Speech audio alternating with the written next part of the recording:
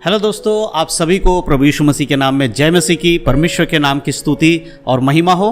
फिर से मैं आप सभी का स्वागत करता हूं हमारे एक और नए वीडियो में। दोस्तों, आज का जो वीडियो है और उसका जो टॉपिक है वो बहुत ही ज़रूरी टॉपिक है हर विश्वासी के लिए।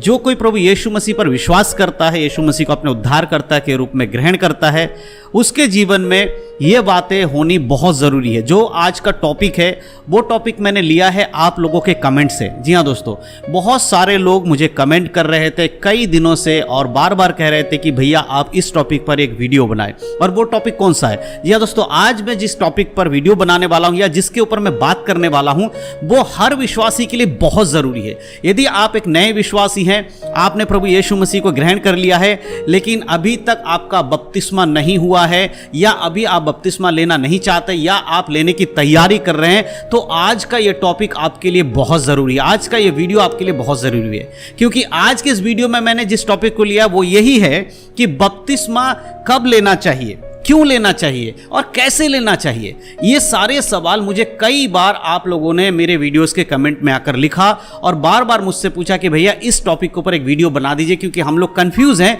कि बपतिस्मा किस समय लेना चाहिए, वो कौन सा समय होता है विश्वासी के लिए जब उसे बपतिस्मा लेना चाहिए। तो आज के इस वीडियो के माध्यम से मैं आपको 4-5 सवालों के जवाब देने वाला हूं जो कि बपतिस्मा लेने से पहले आपको पता होना बहुत जरूरी है। अगर आप प्रभु यीशु मसीह पर विश्वास करते हैं तो इन सारे सवालों का जवाब आपको पता होना चाहिए और ये सारे सवाल आपके मन में ज़रूर होंगे। तो कुछ सवालों के जवाब जो मैं आज देने वाला हूं वो सवाल मैंने आपके कमेंट में से लिए हैं। बहुत सारे लोगों ने कमेंट किया था, उसमें से मैंने ये सवाल चुना है और उसका जवाब मैं देने वाला हूं। और वीडियो को अगर आप पूरा देख लेंगे, आज के इस वीडियो को पूरा देख लेंगे तो आपको बिल्कुल क्लियर हो जाएगा कि आपको बपतिस्मा क्यों लेना चाहिए, कब लेना चाहिए, कैसे लेना चाहिए और किस समय लेना चाहिए। सारी बातें आज मैं क्लियर करने वाला हूं, इसीलिए वीडियो को बड़े ध्यान से देखें, स्किप करके ना जाएं, क्योंकि आज का वीडियो आपके लिए बहुत ज़रूरी है। क्योंकि एक मसीही व्यक्ति के जीवन में बपतिस्मा बहुत ही महत्वपूर्ण चीज़ है। तो वीडियो को बड़े ध्यान से देखिए, पूरा वीडियो देखिए, समझने की कोशिश करिए और उसके बाद वीडियो देखने के बाद अपने मसीह भाई बहनों में शेयर जरूर करिएगा ताकि उन लोगों तक भी ये सारी बातें पहुंच सके और वो भी परमेश्वर के साथ पवित्रता के साथ चल सके। तो चलिए दोस्तों, देर नहीं करते हुए आज के इस वीडियो को शुरू करते हैं। तो जैसे कि मैंने वीडियो की शुरुआत में आपको बताया कि आज मैं बात करने वाला हूं बपतिस्मा के ऊपर। तो सबसे पहले बहुत सारे मसीह भाई बहनों के मन में एक सवाल आता है। मुझे जो सवाल पूछा गया था, पहला सवाल था, वो सवाल था बपतिस्मा किसे लेना चाहिए। जी हाँ दोस्तों, बहुत ही जरूरी सवाल है कि बपतिस्मा किसे लेना चाहिए। देखिए, बपतिस्मा लेने की एक विधि है। बपतिस्मा लेना ऐसे ही नहीं कि आप किसी को देखते हैं बपतिस्मा लेते हुए और आप बपतिस्मा ले लेते हैं। इसके लिए आपको वचन के अनुसार समझना बहुत जरूरी है। मैं एक वचन आपके लिए पढ़ना चाहता हूं और उसके बाद हम इसके ऊपर चर्चा करेंगे। मरकुस की किताब और उसका 16 अध्याय के 16 आयत को अगर आप पढ़ेंगे तो वहां पर इस प्रकार से लिखा है, जो विश्वास करे और बपतिस्मा ले उसी का उद्धार होगा, परंतु जो विश्वास ना करेगा वह दोषी ठहराया जाएगा। यहां पर वचन साफ रीति से कहता है जो विश्वास करे वो बपतिस्मा ले। बपतिस्मा लेने वाला व्यक्ति कौन होना चाहिए? जो प्रभु यीशु मसीह पर विश्वास करता हो।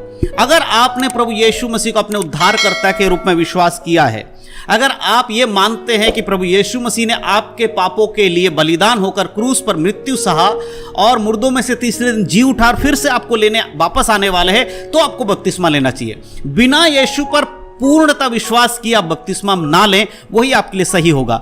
किसी को देखा देखी कि भाई आपके चर्च में या आपके परिवार में, आपके आसपास में, दोस्तों में किसी ने बपतिस्मा ले लिया और आपसे कहा कि भाई आपने बपतिस्मा नहीं लिया, इतने साल हो गए, तो आप भी जाकर उसके कहने के अनुसार या दूसरों को दिखाने के लिए आपने बपतिस्मा ले लिया। ऐसा नहीं होना है। बपतिस्मा लेने से पहले आपका विश्वास होना बहुत जरूरी है। इसीलिए प्रभु का वचन कह रहा है जो विश्वास करे वो बपतिस्मा ले।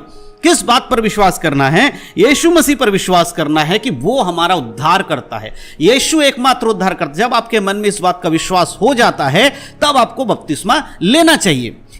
और दूसरा जो सवाल है, बहुत सारे मसीह विश्वासी के मन में यह आता है कि बपतिस्मा क्यों लेना चाहिए।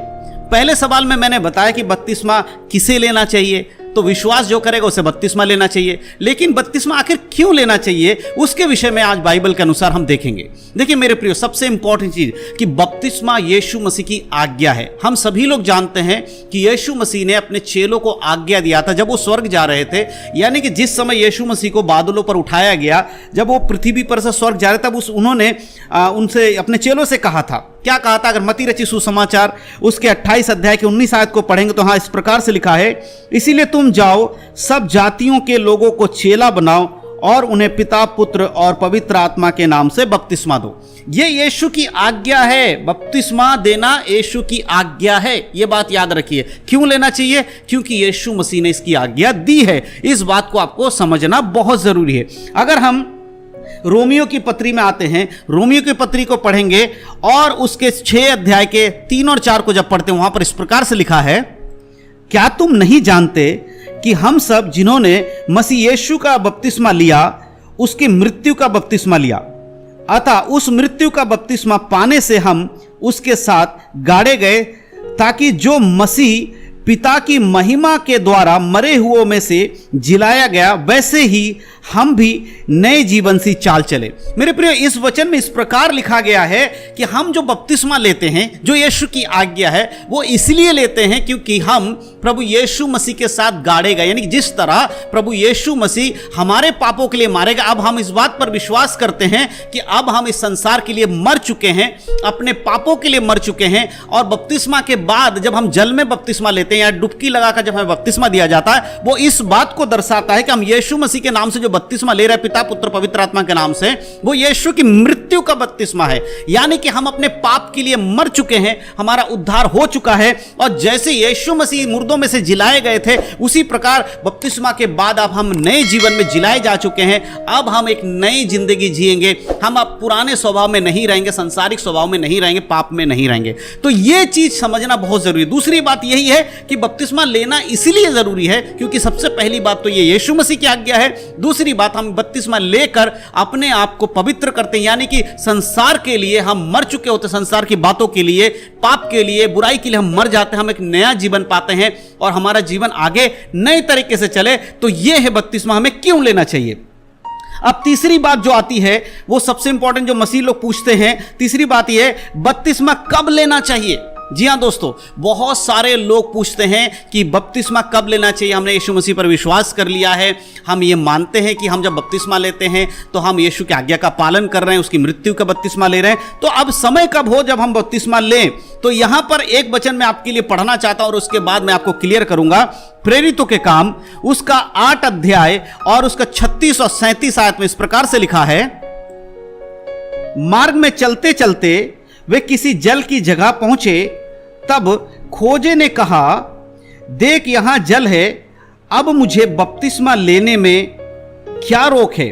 फिलिपुस ने कहा, यदि तू सारे मन से विश्वास करता है तो ले सकता है।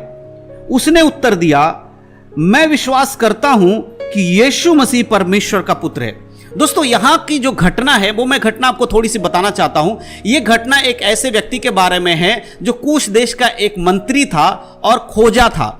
और वो जब यरूशलेम में पूजा के लिए आया था, उस समय फिलिपुस उसके पास जाता है। पवित्र आत्मा की प्रेरणा से फिलिपुस को पवित्र आत्मा उसके पास भेजते हैं और वो एक किताब पढ़ रहा होता है, यशायाह की किताब। तब फिलिपुस उससे पूछता है कि जो तू पढ़ रहा है क्या तू उसे समझता है। तब खोजे का प्रधान जो है वो कहता है कि जब तक कोई मुझे समझाएगा नहीं तो मैं कैसे समझ पाऊंगा। उसके बाद जब वो सारी बातें फिलिपुस बता देता है कि जिस विषय को तू पढ़ रहा है वो उद्धार करता और कोई नहीं, प्रभु यीशु मसीह है।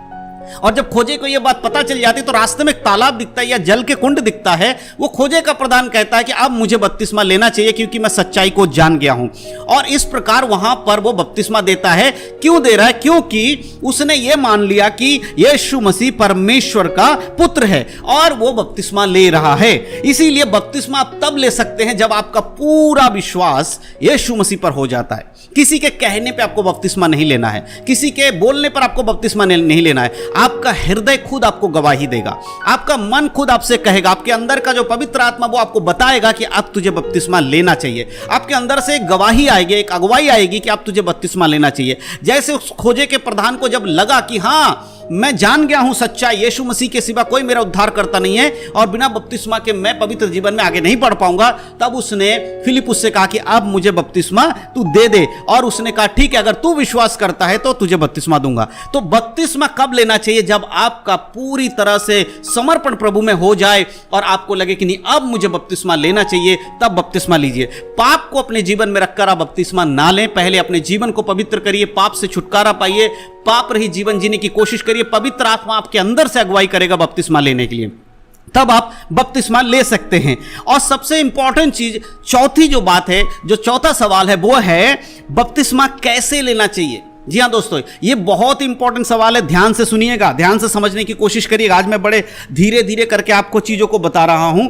यहां पर जो चौथा सवाल यही आया है कि बपतिस्मा कैसे लेना चाहिए। आप सब लोग जानते हैं कि जो मसीह समाज के अंदर बहुत प्रकार के बपतिस्मा दिए जाते हैं। कुछ लोग छिड़काव का बपतिस्मा देते हैं, कुछ लोग पानी में डुबोकर बपतिस्मा देते हैं, कुछ लोग तो बचपन में छोटे बच्चों को बपतिस्मा दे देते हैं, कुछ अलग अलग तरीके से बपतिस्मा दे देते हैं। इसमें से सही बपतिस्मा कौन सा है, कौन सा तरीके से बपतिस्मा देने से वचन के अनुसार होता है? तो सबसे पहले आपको समझना होगा कि देखिए इंपॉर्टेंट चीज क्या है, हमें वचन के अनुसार देखना होगा। और वचन हमें बताता है कि बपतिस्मा जो है पानी में डुबकी लगाकर दिया जाता है। हम सब जानते हैं यीशु मसीह ने जब बपतिस्मा लिया तो यूहन्ना बपतिस्मा देने वाले के हाथों के द्वारा बपतिस्मा हुआ और यरदन नदी में उन्होंने डूबकर बपतिस्मा लिया। इसी प्रकार अगर हम एक वचन पढ़ते हैं, अगर आप यूहन्ना की पत्री 3 अध्याय के 23 आयत को पढ़ेंगे तो वहां पर इस प्रकार से लिखा है, यूहन्ना भी शालेम के निकट ऐनोन में बपतिस्मा देता था क्योंकि वहां बहुत जल था और लोग आकर बपतिस्मा लेते थे। इस वचन में लिखा यूहन्ना जब बपतिस्मा दे रहा था तो उस जगह पे दे रहा था जहां पर बहुत जल था, यानी कि जल में डुबोकर बपतिस्मा दिया जाता है। जल में डुबोकर बपतिस्मा देना बाइबल के अनुसार है, बाकी सारी चीजें बाइबल के अनुसार नहीं है। बहुत सारे लोग अपने अपने हिसाब से बपतिस्मा देने के तरीके को बनाते हैं, लेकिन सही तरीका क्या है? जल में डुबकी लगाकर बपतिस्मा देना, यही सही तरीका है। और यीशु मसीह के वचन के अनुसार बपतिस्मा किसके नाम से दिया जाना चाहिए? पिता, पुत्र और पवित्र आत्मा के नाम से बपतिस्मा देना चाहिए, जैसे कि मत्ती 28 के 19 में लिखा है। तो इसीलिए बपतिस्मा कब लेना चाहिए, क्यों लेना चाहिए, कैसे लेना चाहिए और कौन ले सकता है, ये सारी बातें मैंने आज के इस वीडियो में बताया। अब आपको बड़े आसानी से समझ में आएगा कि बपतिस्मा कब लेना चाहिए, किसे लेना चाहिए, क्यों लेना चाहिए और कैसे लेना चाहिए। ये सारे जो सवाल थे उसका जवाब मैंने वचन से आपको दे दिया। अब बड़े ध्यान से मेरी बातों को सुनिए, 2 मिनट और मैं आपसे बात करना चाहता हूं, ध्यान से सुनिए। देखिए मेरे प्रियो, अगर आपने यीशु मसीह को अपने उद्धारकर्ता के रूप में मान लिया है और विश्वास करते हैं तो आपको बपतिस्मा लेना चाहिए। दूसरी बात, अगर आप ये मानते हैं कि यीशु मसीह ने आज्ञा दी है और हमारे अंदर वो विश्वास आ गया है कि भाई हमारे अंदर से अगुवाई आ रहा है कि अब मैं बपतिस्मा ले सकता हूं, तो आपको बपतिस्मा ले लेना चाहिए। ठीक है, अब इसके लिए सबसे इंपॉर्टेंट चीज कि आपको पानी का बपतिस्मा यानी कि जल में डुबोकर बपतिस्मा लेना है। मेरे प्रियो, आज के इस वीडियो के माध्यम से जो जानकारी मैंने आपको दी वो यही है कि बपतिस्मा किसको लेना चाहिए, क्यों लेना चाहिए, कब लेना चाहिए और कैसे लेना चाहिए। मैं विश्वास करता हूं कि आज की इस जानकारी के बाद आप समझ पाए हैं कि इस बपतिस्मा के बारे में जो बातें थी, जो आपका सवाल था, उसको मैं क्लियर कर पाऊं। इसीलिए बड़े ध्यान से आप वीडियो को देखा करो और जो चीज मैंने आज वचन में बताया है, जिन जिन वचनों को मैंने आज आपको बताया है, उनको आप दोबारा से पढ़िए, अपने बाइबल खोलिए, पढ़िए, ताकि आप उसको और बेहतर तरीके से समझ सके। तो परमेश्वर आप सबको आशीष दे। यीशु मसीह के नाम में सबको जय मसीह की। वीडियो को शेयर करना बिल्कुल भी ना भूलें। आपके परिवार को सुरक्षित रखें। बपतिस्मा लेने के लिए पवित्र आत्मा आप सबकी सहायता करे। यीशु मसीह के नाम सबको जय मसीह की। God bless you. आशीषित रहें, प्रभु में बढ़ें, उद्धार में बने रहें। यीशु मसीह के नाम में आमीन।